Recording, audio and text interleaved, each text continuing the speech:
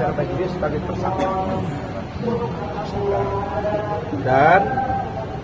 Dan oleh karena satu dan lain hal sesuai dengan KUHP diatur bahwa penyidik dapat melakukan penahanan jika satu si tersangka itu mengulangi perbuatannya, menghilangkan barang bukti dan atau melarikan diri.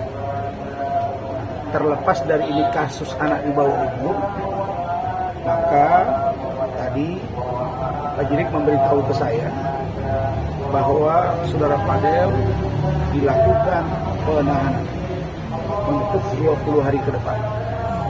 Jadi tadi di sana diurusi oleh saudara Rahmat Riyadi dan saya akan zoom dengan tim advokat saya dan ada juga zoom dengan salah satu travel. Maka saya menyatakan pertama, karena kami belum mendengar keterangan ini secara utuh, karena ada informasi yang kelihatannya berubah dari saudara Laura Meizani Mawardi alias Loli dari keterangan-keterangan sebelumnya. Tentu keterangan-keterangan ini akan dikaji dan didalami. Nah, karena itulah maka kami akan tetap melakukan upaya hukum. Misalnya upaya hukum lain, apakah dalam bentuk pra-peradilan, apakah nanti menunggu di proses persidangan, itu saya serahkan sepenuhnya kepada keluarga. Tentang saya banyak yang WA, saya jawab ya satu aja. Besok saya ulangi, besok saya dipanggil DPN Pradi Bersatu di PIK, nanti saya kirim alamatnya, Anda datang. Tapi satu saja poinnya, bahwa PT Pengadilan Tinggi tidak berwenang membekukan apalagi mencabut berita acara sumpah. Dan itu sudah diulas juga oleh Bung Herwanto. Itu Pengadilan Tinggi itu hanya menjadi saksi dan tempat di mana orang bersumpah. Jadi yang berhak itu adalah organisasi advokat, apalagi sudah berbeda dari yang real KAI dengan kami. Bagaimana proses di dalam pembuatan berita acara sumpah saya di PT, saya kan mendaftar sesuai dengan aturan yang mereka buat. Ketika dinyatakan selesai verifikasi, maka saya mengikutinya. Jadi tidak ada yang apalagi sudah dihentikan laporan itu dan tidak ada yang disalahgunakan. Jadi saya pikir itu surat keterangan sudah ada di saya, sudah pernyataan lengkap. Jadi terkait saya bisa beracara atau tidak, ya saya tetap beracara, tidak ada masalah di situ. Kenapa? Karena itu nanti akan terjawab dengan sendirinya oleh dengan pendapat hukum, dengan organisasi saya dan lain-lain. Coba lihat bahwa organisasi advokat lah yang berwenang membuat seseorang itu beracara atau tidak. Contoh, Hotman Paris dijatuhi 3 bulan sanksi, tapi dia keluar dari situ. Jadi ini bukan sesuatu yang menurut saya kiamat.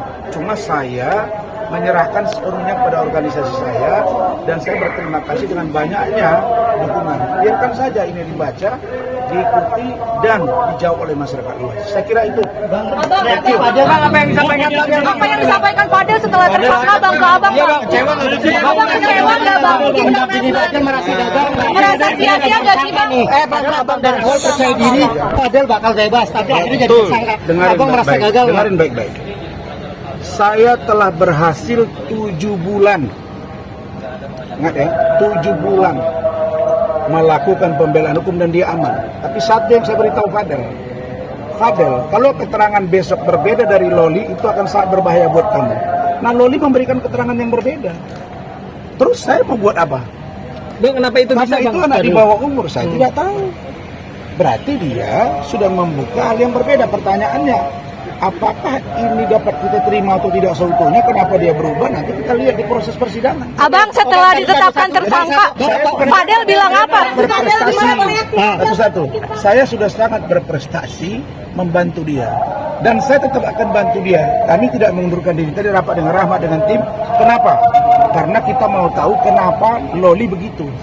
Bang, Tapi supaya kalian ingat ya, dalam semua keterangan terbaru itulah yang dipegang. Gitu. ada yang disampaikan Loli yang berubah sampai akhirnya Fadel jadi tersangka. Reaksi Fadel sendiri gimana? Fadel bang setelah jadi tersangka. Dari rumah aman bang pertanyaan bang.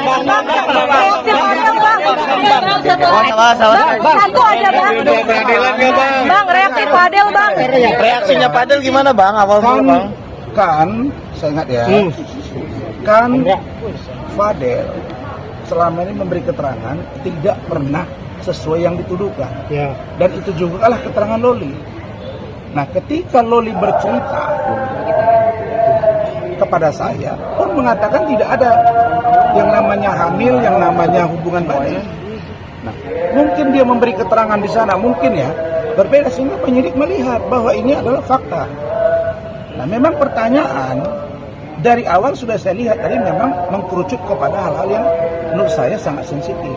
Maka saya tadi sebelum saya beritahu dia tersangka dan dia ditahan, saya tanya di depan keluarganya. Saya bilang, kamu bicara yang jujur, ada tidak? Dia jawab tidak. Nah, kalau memang tidak, ya sudah. Kalau Loli mengatakan misalnya ada, ya kita uji di sana. Kan itu saja pembuktian. Abang, apa yang disampaikan Fadel setelah ditetapkan jadi tersangka ini bang? Ada reaksinya gimana ke abang? Mengatakan dengan sangat tenang, dia bilang, oke om, kalau memang saya tersangka dan saya ditahan, kasih saya waktu merokok sebentar. Udah, dia lagi merokok.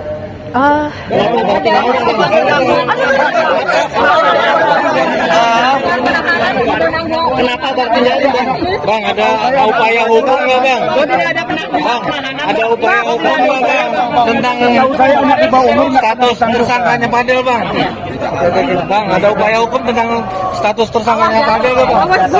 Tapi Fadel kecewa upaya hukum apa bang? 20 hari kemudian. Apa itu bang? Peradilan dan atau gelar perkara khusus. Terus apa bang upayanya bang? Gitu, ya. Upayanya apa bang nanti bang yang akan ditempuh bang? ketika Fadel ditinggal sama Abang pulang, apa reaksi Fadel? Nangis kah atau? Tidak, dia hanya minta merokok.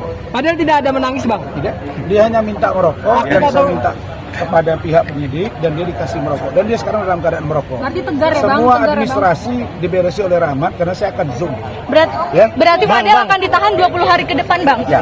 Rilisnya kenapa bang Fadel? Bang, Kenapa ngapain keluarganya bang? ditahan selama 20 hari, pesan kepada Reaksi keluarga gimana bang? Reaksi Saya keluarga bilang, bang? kamu yang tenang, kamu jangan khawatir, kamu jangan was-was. Dan masuk. Nah gini nih bang, cakep nih. Masuk dulu nih. udah. Bang reaksi keluarganya gimana bang? Reaksi keluarganya Fadel bang. Begini. Saya mau zoom. Jadi saya hanya pesan ke Fadel. Fadel, kamu istirahat yang tenang. Pikirkan apa yang terjadi antara kamu dengan Loli. Dan tadi Pak Umar ada di sana, Martin ada, Bintang ada. Dan karena kami belum begini, kenapa saya tidak langsung mengundurkan diri? Karena Loli bercerita ke saya itu tidak ada.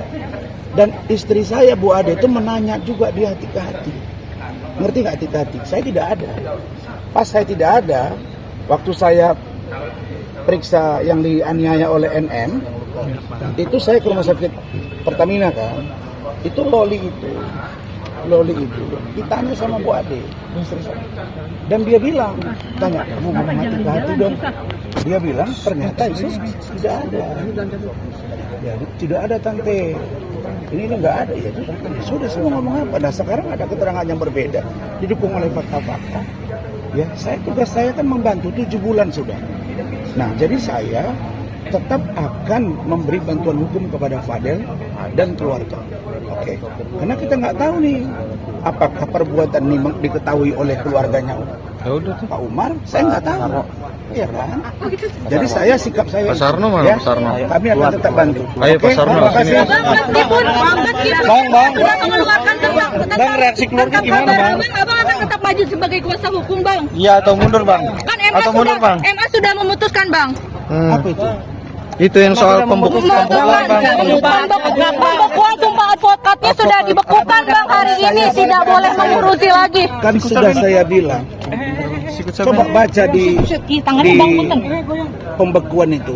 Ada perintah di situ saya tidak boleh bersidang. Iya, ada. Tidak ada. Nah, yang baru yang di Mahkamah Agung, yang di Mahkamah Agung. Dia hanya sifatnya pemberitahuan kepada pengadilan negeri dan pengadilan tinggi. Itu doang. Nah, dan itu biarkan tim saya yang bekerja. Dan saya punya organisasi advokat. Biar organisasi advokat yang berwenang menjawab itu. Saya sudah katakan bahwa saya telah melakukan tugas saya membela Loli. Satu, membela Fadel. Saya melakukan satu tindakan membela seorang